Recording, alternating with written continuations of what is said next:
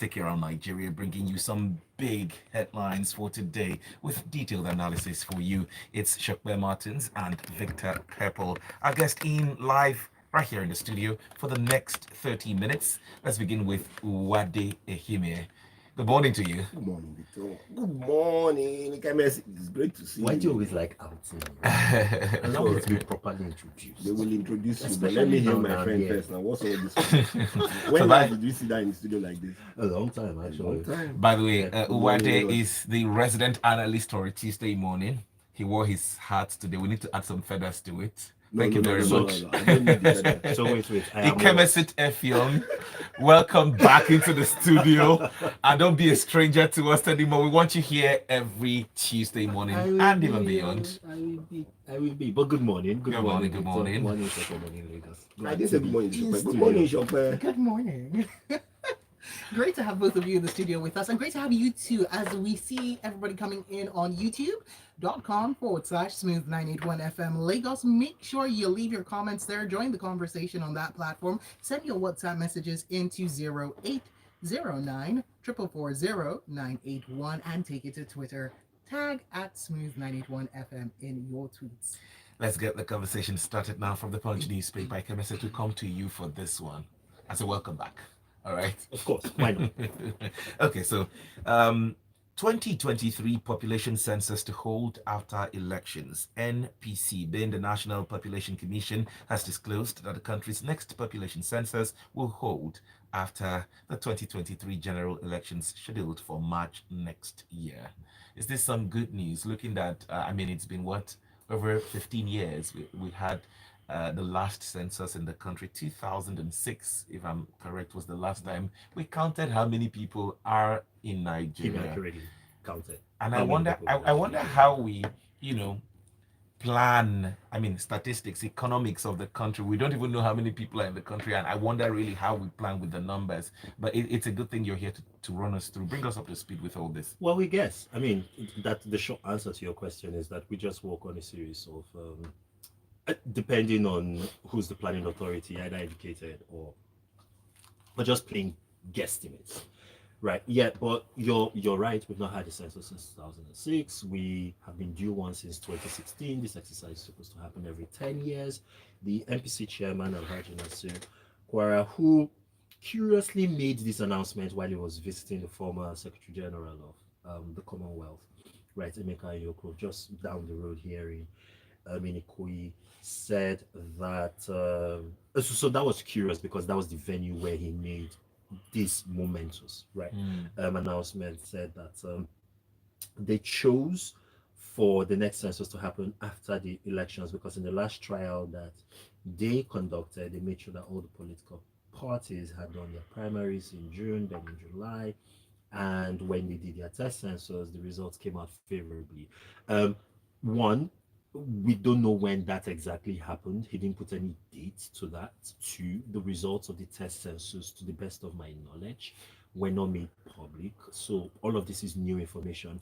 Thirdly, and more importantly, right, with respect to this story, it was not clearly stated when after the elections this particular census was going to happen. And I think that's very critical because if you have a situation where this happens in between when the elections have happened and the mandate for governing this country has been passed on to another administration pending when they are inaugurated in office, then questions around the validity of the results or the outcome would naturally arise. Censuses in Nigeria's political history are a very polarizing and a very a volatile issue in the best of times, right? Having a census within that lame duck gap period, right, I suppose will only add to the political temperature around whatever result comes out. Even more importantly, if the census was held in effect by the new administration, then this administration would in effect have been making administrative priorities for a new administration, which may have a different perspective on those things. So whichever way, this announcement is problematic for a host of reasons. It's curious that it's just coming up now. It could have happened in 2016 well and comfortably within Buhari's first term. it did not happen. So, the question around the timing of the announcement, the timing of the census itself, the fact that last year the NPC was saying that it was not appropriately funded to be able to do this, and it's not clear looking at its current budget line items under the 2022 budget, not to say anything of the 2023 budget, if it's appropriately funded to carry out this action. I mean, this announcement raises more questions than it answers. All right. Now, I'm excited that this will happen next year, because if it does happen, No, yeah, assuming it's well, happening next year. it should It happen might not next happen year. next year. It should, As because it long will as- help the next administration, right? Know the size of the population, know the taxable adults, know the number of unemployed in the country, and it will help for effective planning. Because in the last 16 years, we've just been assuming. We keep hearing different numbers: 180 million people, 200, 206, 216. My goodness, I'm tired. We just keep assuming the numbers in Nigeria. But if we actually have the population census next year, I'm sure it will help for better planning economically. Yeah, that's if it's done right. If it's done right, if it's done under the best of circumstances, if the NPC is appropriately funded to be able to carry out its responsibilities, and if the political will exists, one, to accept the figures, the last census figures that that was unanimously accepted in this country's history actually dates back to colonial times. So what you're saying is that these are pretty big ifs. There are Yeah. more ifs. There are more ifs than certainties. The caveats surrounding conducting a census in Nigeria in the best of times are enough to give you a headache. With this particular exercise, 5 years removed of 2016 till now, yes, 5 years removed off of when it should have happened, and set within the context of probably our most competitive, elections ever, the stakes are just that much more higher. All right, let's take a look at this next article in from. Hold on one second. Let me find it.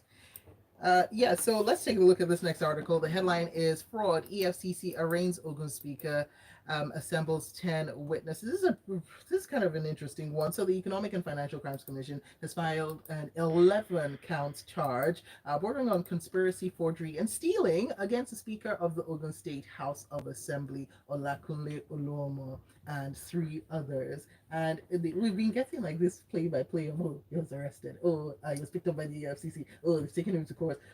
A lot going on this sum of 2 finally, points. they're taking something to court. So let's hope that they've done their investigations properly and they have enough evidence based on what they've said. But basically, what the offenses are: money laundering offenses, stealing, collusion, and whatnot. However, they are also planning to move the case from Abeokuta to Lagos, which for me, the question will be why was the crime committed in Lagos or it was committed in Ogun State? But either which way, finally we hear that the EFCC is finally taking someone to court after a very long time. I can't remember the last time we heard, and I do hope this time around there are no technicalities that are going to throw the case out, and that's what I would say about that. So let's leave and see how it. Well, for a number of these cases that we see playing out in the media, by the time they get to court, suddenly it becomes a case of, okay, what's going on with the prosecution? They don't seem to be well prepared. Which were the points I just made. Do they have all the evidence for them to have taken this to court? And hope that it's not just another front page news that the Speaker of the State's House of Assembly has been taken to court. Because trial by media is not a trial. In Nigeria, it is. Does it come with consequences like jail? No. It doesn't come with consequences like jail, but it comes with other consequences of you not being able to, specific political things that you can't do during that period. Yeah. And that's always the play. That seems to always be the play. So you put it in the pages of the newspaper so that the average Nigerians can attack, rather than just sit back and ensure that they understand the full details of it. And sometimes when you read the details of the investigations or you hear the details of the investigation, you just know that this case is dead in court from the beginning. All right, Uwadi, let's stick with you for some politics now from the Vanguard newspaper. 48 hours to NEC meeting. PDP set for make or mass session. Now, following Senator Yocha Ayu's insistence not to resign his position as national chairman of the PDP, the planned meeting by the neck of the party, slated for Thursday, September 8, is expected to be a stormy one, as forces for and against IU in the party's leadership are said to have an open confrontation at the meeting. This is how the Guardian, the Vanguard captures Yes, it. and it's really interesting because which number of meeting is this one on NEC and IU? I've lost count at this point. I know they had one in Abuja. Yeah. They didn't agree Yeah. because the Wiki team didn't go there. They said they should bring it to Port Harcourt. They had one in Port Harcourt. IU refused and insisted that it's not resigning. So it's the same story. Both sides are plotting on who should go and who shouldn't go. Like some of the governors of I think Benue, Oyo, are part of the people who say that you must go because he didn't fulfill the agreements that they had before the primary. So let's see what the outcome will be if every party will actually be at this meeting. Because we hear the Atiku party is going to be there, the UK party, the next decision. But everybody. Did the Wiki party confirm that they are going to be there? Oh yes, everybody is there. It's a neck meeting. They It's a should neck be. meeting. So they would have some of their representatives, or they should have. It will not be the first. So NEC, of course, made up of PDP governors, which Wike is a PDP governor and expectedly should be in that meeting. Now, the NWC, which IU superintends, I'm not sure some of them will be in that meeting. But the argument that some members of the Wike camp have consistently made, to some, is valid because the national chairman is from the north. BOT chairman from the north, presidential candidate from the north. This is the first time in Nigeria on a major political party's platform that this will happen. Not the APC, not the PDP in the last 20 years, but this is perhaps new. Well, it might be new for based on based on the constitution of the PDP. You understand? And based on different agreements that they have at every point in time when they are going to do their primaries. But this is politics. So if you play your politics well and you're the one that is put in there, then at that point in time you're the one that is there. So the arguments of saying, oh, it's from the north, it's from the south, the first question is, are they Nigerians? Which for me should be the main questions. And are they doing the things that the party have agreed that they should do? And that's why there's so much infighting. When you're continually looking at political zones, I have no problem with that. But the question now is, these things have happened. How do you resolve them to move the party forward towards the next election? And I think that's what they should be doing. Okay, next story comes in from the Premium Times. Kuje prison attack, 65 heavily armed personnel present on the day of attack. That's what the Minister of Interior, Ralph Aribishola, has said. Heavily armed. As we go back a couple of months to the July 5th attack on the prison, in which we saw over 800 inmates gaining their freedom, including Osinachi Nwachukwu's husband. We always forget to mention Wow. that. They say he left when that prison break happened. Till today, nobody has seen him. Victor Talango. but you know what? I Thank mean, you for that. Thank you. Okay. Thank you. But then we hear from the Minister of Interior who says, hey, we actually had personnel there. He breaks it down and they were heavily armed, although he refuses to say with what arms because pressmen were present. And so he said, when they're gone, I can tell you they were very heavily armed. I mean, the chemists, when you see this coming out on the pages of the newspaper, what's your reaction? I mean, first, I don't think I've said this on radio or on any other platform where I've had to talk about this. With all due respect to the Minister of the Interior, he's one of those ministers, in addition to some other ministers who I think should not be or occupy or have such an office. So here's the thing for me, right? He has said so many things about the Kuje prison break that have been contradictory. Now, at this point, it's difficult to keep track of what exactly happened or what the government's view about what happened, right, is. You remember in the immediate aftermath of the attack, they said there was a military detachment that was sent. First, they had intelligence reports initially, which was then contradicted by a later statement from the government.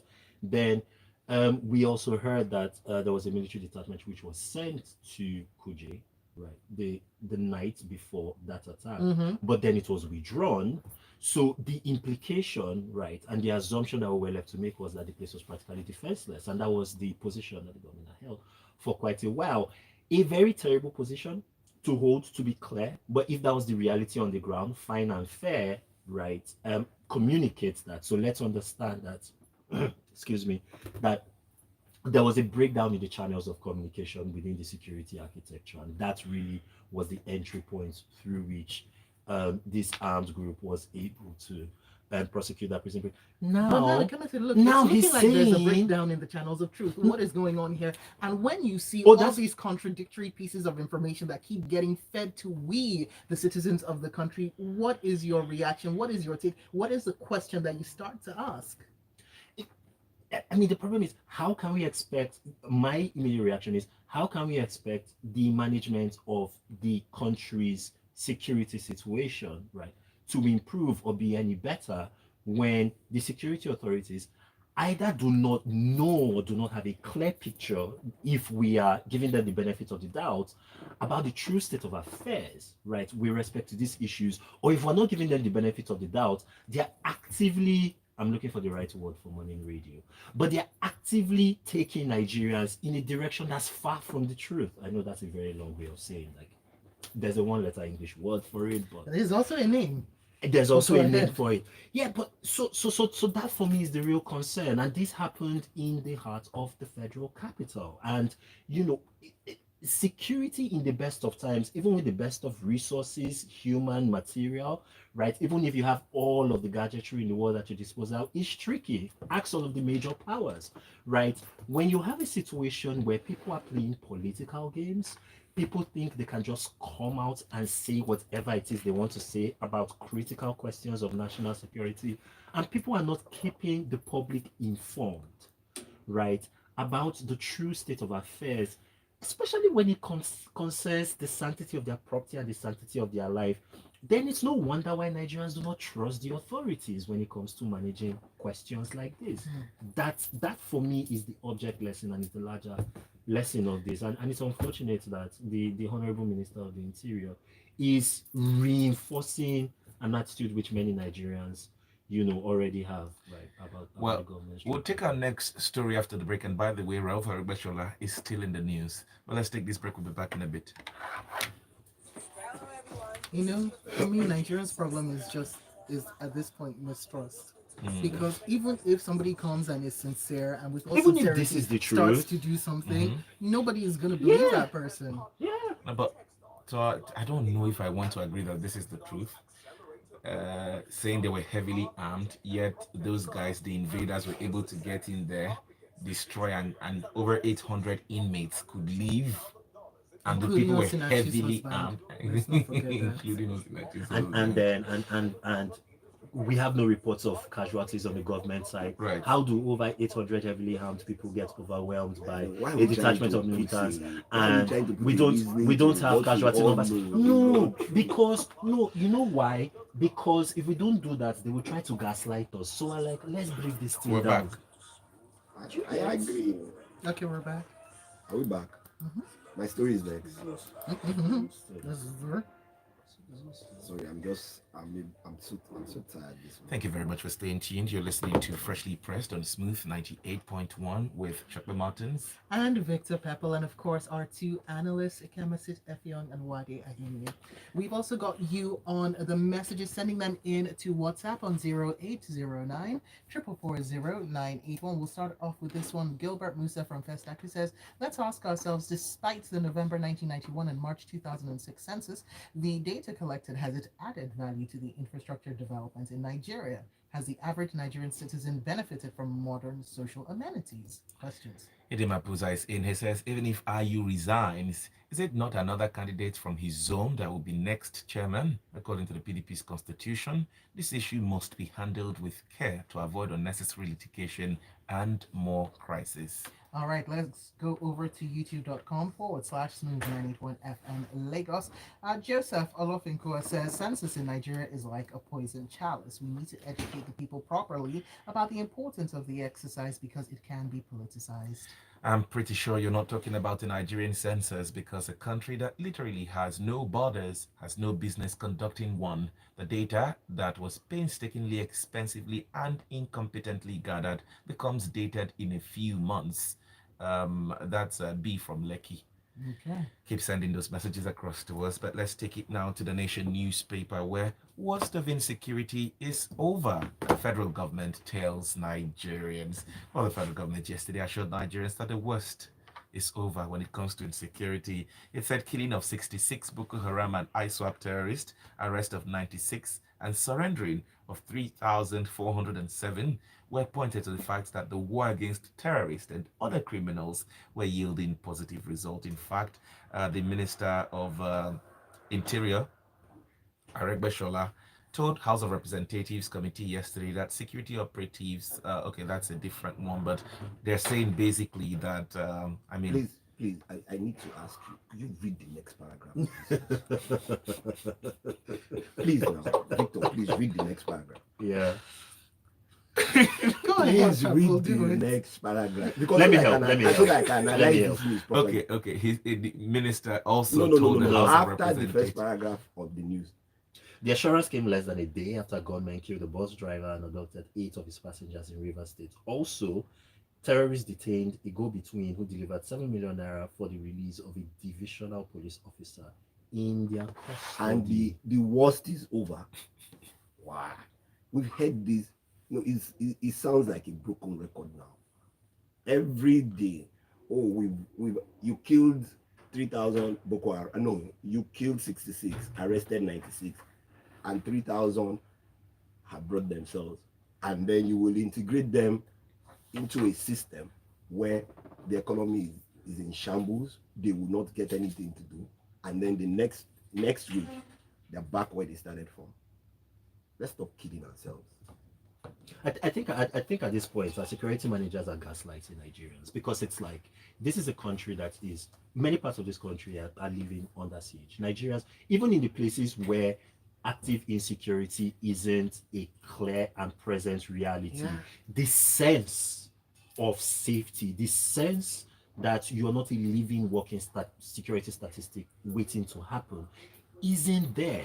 So for you to come out and overtly say, to tell a body it was the country's elected addressing the press. Sorry? It doesn't matter. Yeah, Lai Mohammed, Minister of Information, he was the one addressing the press, where he said, as far as daunting security challenges are concerned, we can tell you the worst is over. He has told us a number of things that are not true.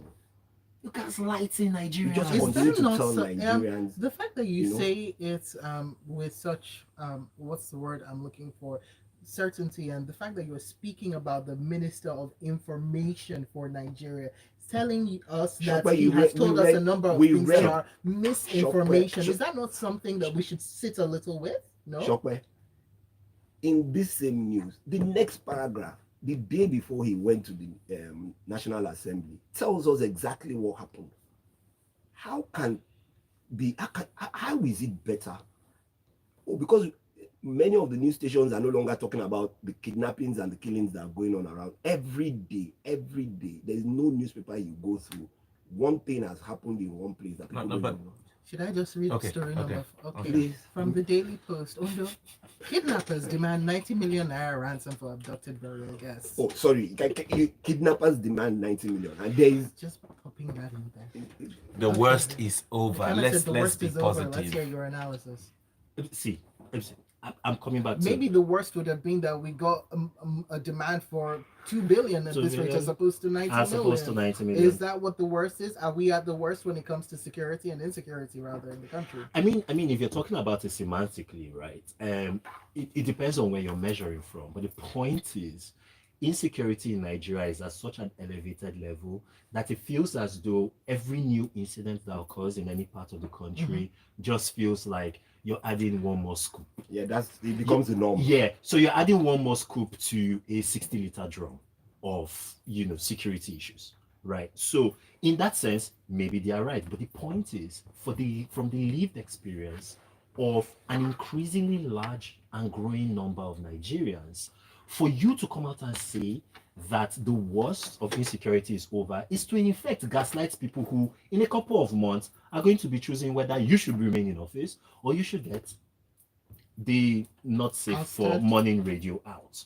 So okay, yeah, so to my mind, I don't understand how these guys, if you are in an autocracy where you are allowed to say a lot of things, and basically democratic consequences do not necessarily attach to your public statements, however diverse from reality they are, then it's probably But defensible. My This is question would be, Nigeria. who are they speaking to at this point? Are you you're talking on behalf of the citizenry of the country, right? But let's face it, Nigeria is looking for money.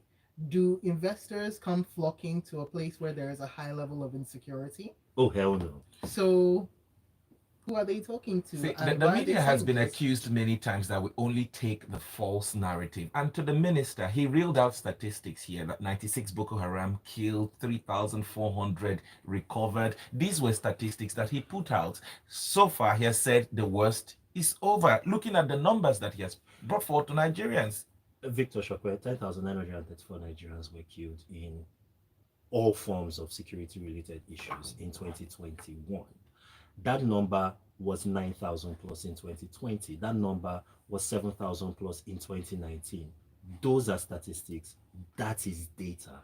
So I don't know. I'm not saying that the government isn't doing things. There's a crackdown going on, militancy and resource theft in the Niger Delta. There's a surge going on in the northeast. There's a task force that is minded with addressing the security situation in the southeast. The military is deployed in every Nigerian state, including the federal capital. So we're not saying work isn't being done. All right, we're gentlemen. talking about effects. Now, before we go, I would like Shokwe to take the last story, the one about FAN, because we need to talk about that. The escalators. I don't see how passengers will pay money and still get injured in our airport here in Nigeria. Oh yeah, this is an interesting one. So Wadi, I'll come to you for this one very quickly from the Vanguard newspaper on the escalator incident. FAN is absorbing the blame and has tendered an apology to family members. This is regarding an incident with the escalators of the Murtala Mohammed International Airport in Lagos, in which people got hurt.